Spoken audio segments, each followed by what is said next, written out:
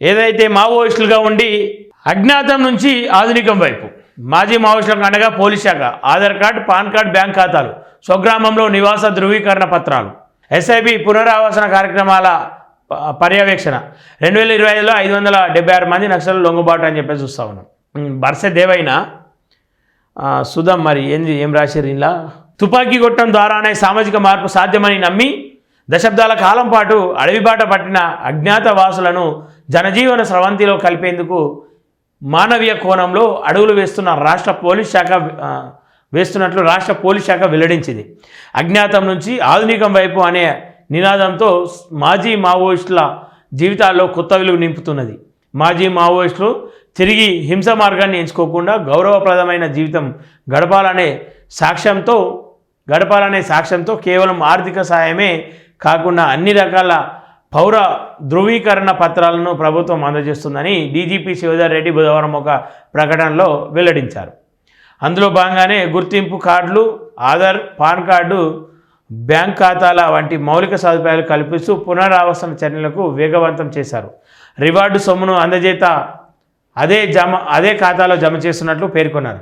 స్థానిక రెవెన్యూ, ఇతర శాఖ అధికారులతో మాట్లాడి అవకాశం ఉన్న వారికి ఇళ్ల స్థలాల కేటాయింపునకు చర్యలు తీసుకుంటామన్నారు. అనారోగ్యం కారణంతో జనజీవన స్రవంతిలోకి వచ్చిన పలువురికి కార్పొరేట్ ఆసుపత్రిలో వైద్య చికిత్సలు అందిస్తున్నారు. పునరావాస కార్యక్రమాలకు ఇంటెలిజెన్స్ విభాగంలోని స్టేట్ ఇంటెలిజెన్స్ బ్యూరో నేరుగా పర్యవేక్షిస్తుంది. లొంగిపోయిన వారికి ప్రభుత్వ రివార్డులను అందజేయడంతో పాటు వారి నైపుణ్యానికి అనుగుణంగా ఉపాధి అవకాశాలు కల్పించడం, పిల్లల చదువులకు సహకరించడం వంటి అంశాలను ఎస్ఐబి ఎప్పటికప్పుడు సమీక్షిస్తుందని డీజీపీ శివధర్ రెడ్డి వెల్లడించారని చెప్తా ఉన్నాం. నేనేమంటా ఉన్నా, ఆయన పేరేం పేరు? ముప్పల లక్ష్మణరావు అలియాస్ గణపతి, తిప్పరి తిరుపతి అలియాస్ దేవ్, బడే చొక్కారావు అలియాస్ దామోదర్ అని చెప్పేసి వాళ్ళ ఫోటోలు చూపిస్తూ ఉన్నారు. దేనికోసం చూపిస్తూ ఉన్నారు అసలు? అంటే లొంగిపోని వాళ్ళ వీళ్ళంతా. చూద్దాం ఒకసారి. రికార్డ్ స్థాయిలో లొంగిబాట్లు. రాష్ట్ర పోలీస్ శాఖ అనుసరిస్తున్న స్నేహపూర్వక మానవీయ దృక్పథంతో గత ఏడాది ఏకంగా 576 మంది మావోయిస్టులు లొంగిపోయినట్లు పోలీస్ శాఖ గణాంకాలు విడుదల చేసింది. హింసను వీడి శాంతియుత జీవనం గడపాలని భావించే వారికి రాష్ట్ర ప్రభుత్వం, పోలీస్ శాఖ అన్ని విధాలుగా అండగా ఉంటుందని అధికారులు స్పష్టం చేస్తున్నారు. 1980లో పీపుల్స్ వారు ప్రస్తుత సిపిఐ మావోయిస్టు ఆవిర్భవించిన నాటి నుంచి ఎన్నడూ లేని విధంగా మావోయిస్టుల లొంగుబాట్లు జరిగిందని ఎస్ఐబి అధికారులు పేర్కొంటున్నారు. మావోయిస్టుల పార్టీలో రాష్ట్రం నుంచి 17 మంది ఉన్నారని వారి వివరాలు రివార్డులను వెల్లడించారు.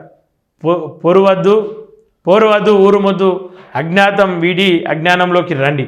ప్రభుత్వం ఇచ్చిన మాట ప్రకారం పునరావాసం కల్పిస్తామని మిగిలిన మావోయిస్టులకు రాష్ట్ర పోలీస్ శాఖ సూచించిందంట. పోలీసుల ఎదుట లొంగిపోయిన మావోయిస్టులు ఫైల్ ఫోటో. సరే, సంతోషం.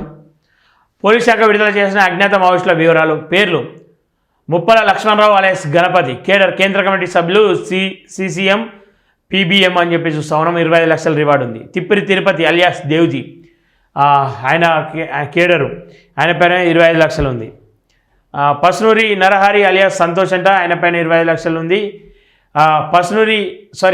మల్లా రాజిరెడ్డి అలియాస్ సంగ్రామం, కేంద్ర కమిటీ సభ్యుడు. రాజిరెడ్డి అంటే నాకు తెలిసి కాశం సార్ వాళ్ళ మామ అనుకుంటా, 25 లక్షలు ఉంది. పసునూరి నరహరి అలియాస్ సంతోష్ 20 లక్షలు ఉంది. సిసిఎం ఈఆర్బి సభ్యుడు అంట, జార్ఖండ్లో కార్యకలాపాలు అని చెప్పి చూస్తా ఉన్నాం. ముప్పిడి సాంబయ్య అలియాస్ సుదర్శన్ 20 లక్షలు. వార్తా శేఖర్ అలియాస్ మక్తు 20 లక్షలు. జోడే రత్నాబాయి అలియాస్ సుజాత 20 లక్షలు. లోకేటి చందర్రావు అలియాస్ ప్రభాకర్ 20 లక్షలు.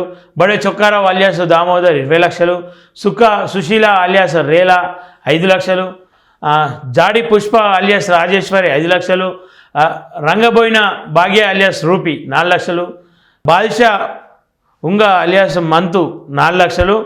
అడుమే అలియాస్ సంగీత 4 లక్షలు ఉంది. కాశపోగు భవానీ అలియాస్ సుగుణ 4 లక్షలు. కుంజం ఇడమల్ 4 లక్షలు.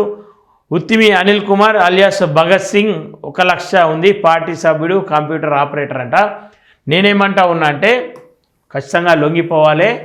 జనజీవన స్రవంతిలో కలిసిపోయి ఖచ్చితంగా మీరు మీ అమోఘమైన తెలివి, మీ అమోఘమైన మాటలు, ఈ రాష్ట్రం పైన, ఈ దేశం పైన, ఈ దేశ వనరులపైన, ఈ దేశ సంపద పైన మీకు ఉన్నటువంటి ఆలోచనలు ఖచ్చితంగా ఈ సమాజంలో ఉంటూ మాలాంటి వాళ్ళకి అందించండి. దాన్ని ఆయుధంగా చేసుకొని మేము ప్రశ్నిస్తూ ఉంటాం. మీరు నిలబడండి, అందరం కలిసి నిలబడదామని చెప్పేసి మేము కూడా కోరుకుంటున్నాం. ఎందుకంటే ప్రాణాలు పోతే తిరిగి రావు. మీ ప్రాణాలు ఈ రాష్ట్రానికి, ఈ దేశానికి ఖచ్చితంగా ముఖ్యం. ఎందుకని చెప్పేసి అంటే మీరు ఏదో నిస్వార్థంతో అడవికి పోలేరు. ఏదో స్వార్థంతో అడవికి పోలేరు. మీకు స్వార్థం కూడా ఉంది. ఈ దేశ సంపద కాపాడాలనే స్వార్థం ఉంది. ఈ దేశం వనరులు కాపాడాలనే స్వార్థం ఉంది. ఈ దేశంలో ఆదివాసుల హక్కులను కాపాడాలనే స్వార్థం ఉంది. మీ స్వార్థం అంతా కూడా ఈ సమాజం కోసం, మీ సంపద కోసం, కానీ మీ వ్యక్తిగతం కోసం కాదు. ఇప్పుడు మేమేమంటా ఉన్నామంటే ఇప్పుడు కూడా మీ వ్యక్తిగత స్వార్థం అని చెప్తలే. మీరు లొంగిపోవాలి, ఖచ్చితంగా మీరు రావాలి. మీరు జనజీవన సమితిలో కలిసి మీ అమోఘమైన అద్భుతమైన తెలివితేటలను ఈ సమాజంలో ఉండి ఈ సమాజం కోసం మాట్లాడాలి. మీలాంటి వాళ్ళే కనుక మేము ఖచ్చితంగా శిష్యులుగా నిలబడతాం. సమాజంలో రాజ్యాంగం పట్ల గౌరవంగా నడుద్దాం. ఏదైతే అధికారికంగా అధికారులను కొట్లాడదాం, ప్రశ్నిస్తాం, వాళ్ళ గల్లబట్టి అడుగుదాం.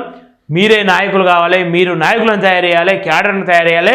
ఆ నాయకులు ఈ రేపటి సమాజంలో నాయకులుగా మారి ఖచ్చితంగా ఈ ప్రభుత్వంలో నిలబడాలి, ప్రభుత్వాన్ని ప్రశ్నించాలి, వాస్తవాలు సమాజానికి చూపించాలని చెప్పేసి మనస్ఫూర్తిగా కోరుకుంటా ఉన్నాం. ఎందుకంటే నిస్వార్థపరులైన మీరు ఇలా సమాజం బయట ఉన్నారు, స్వార్థపరులైన వాళ్ళు అసెంబ్లీలో, పార్లమెంట్లో నిలబడతా ఉన్నారు.